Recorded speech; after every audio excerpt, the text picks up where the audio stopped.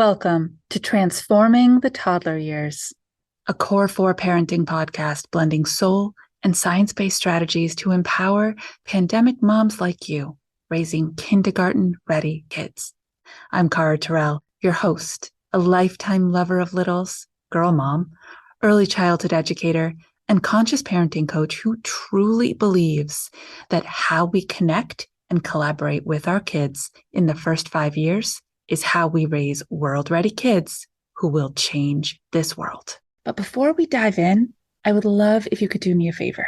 Could you scroll on down, rate the show after you listen, and leave a review, ask a question, suggest a topic. This will help me know how to better serve you, who to bring in. It will also help friends find us, other moms who need to be hearing what we're talking about together. Welcome back, mamas. I'm Cara Tyrrell, your host, and we are nearly through our top 5 executive functioning skills series that will help your child grow into a kindergarten and world-ready kid. So today's skill doesn't actually sound like one. Today's executive functioning skill is sense of self. Let's sit with that for a second.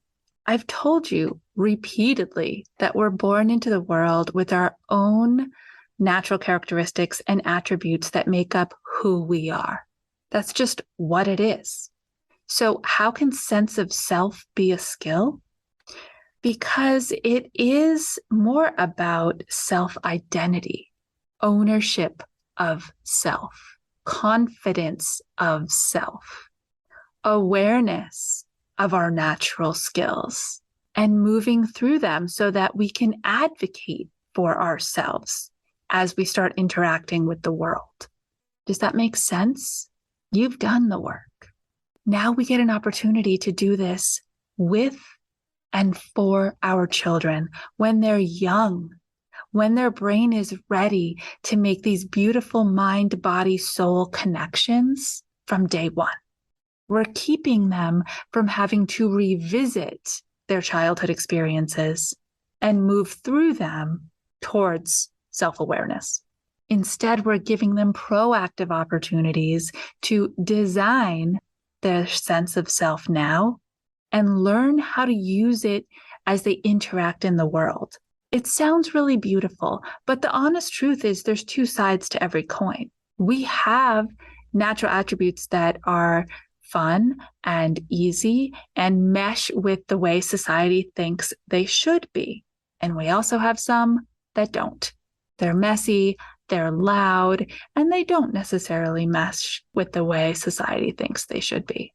So the big work of supporting your child's sense of self means seeing both, owning both for your child, and then teaching them how to use them appropriately, knowing when you need to give a little bit of a shove so they can practice the ones that aren't so easy for them, and when you need to pull back and let them be who they are.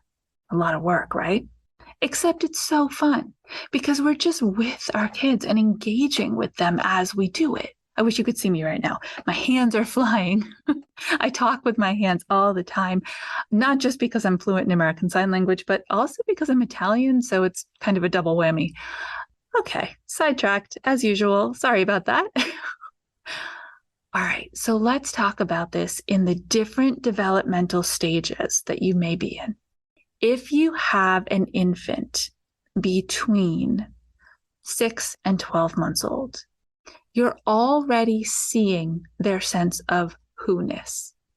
You're seeing if there's someone who moves their body a lot. They're always in motion. Maybe they're already trying to pull themselves up. Maybe they're already trying to walk. But if not, they're scooching. They are just in constant motion. You can support their sense of identity by pointing that out. Wow, your body loves to move. You're a mover and a shaker. I see how you're working really hard to get to that toy, to stand on this toy. Point it out. That is a sense of who they are. If you have a slightly older child, if you have an 18-month to 2-year-old, who is in a different developmental leap, trying to put it all together, the way they interact with the world, what is appropriate, what isn't appropriate inside your home. And let's say this particular child is loud. Everything about them is loud. The way they play with toys is loud. Their voice is on a whole different decibel level, it seems. If they're awake, you know it because there is noise being made. Is this a pleasant natural attribute? Many would say no. Many would shush or ask their child to be quiet or to calm down. What if you just pointed it out? Wow, your voice is really loud right now. The way those toys came together made a big sound. You like making noise, don't you? Noise feels good to you. Does this mean that forever as they grow, they will always be allowed to make this high level of noise? No. There will be times when you can teach them when it's appropriate to use our quieter voices and when it's appropriate to go ahead and just be them. That's adjusting to the world. But we're talking about grounding into your child's sense of self. Think about spiritual component for a minute. And I don't mean God. I mean our bodies move in a spiritual way. Maybe you've said to your friends, oh, he's just a high-spirited child. Oh, the spirit in this one is strong. What do you mean? You're talking about their natural attributes. And we don't want to squish the spirit. If we squish it, we've not only dimmed the light of what your child feels to be easy and free and capable just because that they were born who they are, but we've also done some identity squishing. And that's no good in the end. And often we don't even realize we're doing it. What about a preschooler?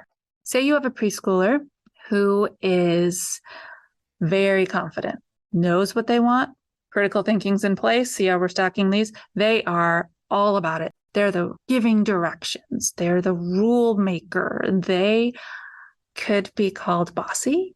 They could be called controlling, right? That's what the world wants to call them.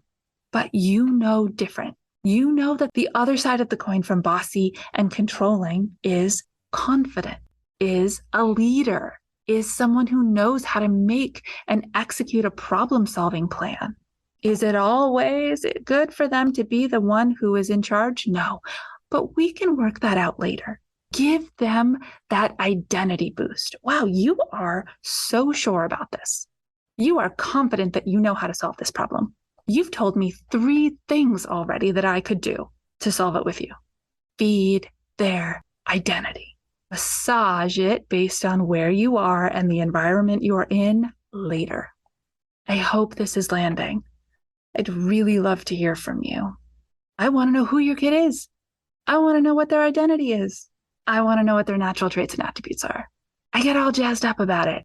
And then I want to help you problem solve when you're working to lift them up in certain areas and dim them down a little bit for an environmental fit. I invite you, as always, to join me in our virtual village, a private, safe community for mamas like you doing this big work. We have a community free and a community plus plan. And pick what matches what your need right now. Upgrade later if you need more intense support from me. Next week, we wrap up our 6-part series, and I can't wait to see you there. Do you enjoy the mind, body, spirit connection of this podcast as we collaborate with our kids and grow really good people? Then I think you will love my good friend Jessica Gershman's podcast too, the Mommy Zen-ish podcast, and I will let her introduce herself. Then go ahead, have a listen, and really soak up all the goodness she has to share. A place where moms can slow down, be authentic, and take me time without the guilt. I'm your host, Jessica Gershman, and welcome to the Zen-ish Mommy Podcast. As a mom of 4, Zen is often the last place I ended up until I made a change. Join me here as we have conversations with experts in the field of health, sex, parenting, marriage, friendship, healing, and everything in between. Don't miss out on our weekly mindfulness tips so that you can learn to bring a little Zen in your life.